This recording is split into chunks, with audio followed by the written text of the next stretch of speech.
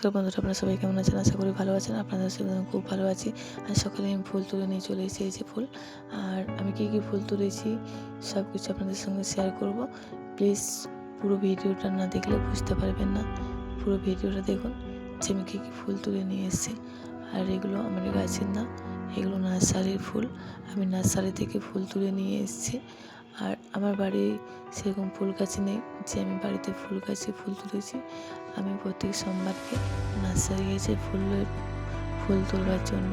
তো এবারেও চলে গেছি, শ্রাবণ মাসের প্রথম সোমবারে নার্সারি থেকে ফুল তুলে নিয়ে চলে এসেছি। আর বাড়িতে যদি বিক্রি করতে আসি ফুল, তাহলে বাড়িতে বিক্রি করতে আসলেও সেম আমি ওখান থেকে কিনে পুরো পুজো করি। আর আমরা তো পুরো শ্রাবণ মাসের প্রথম সোমবারকে পুরো মাসটা আমি পালন করি। তো আমি চাই যে আমার মতো কারা সোমবারটা মানে।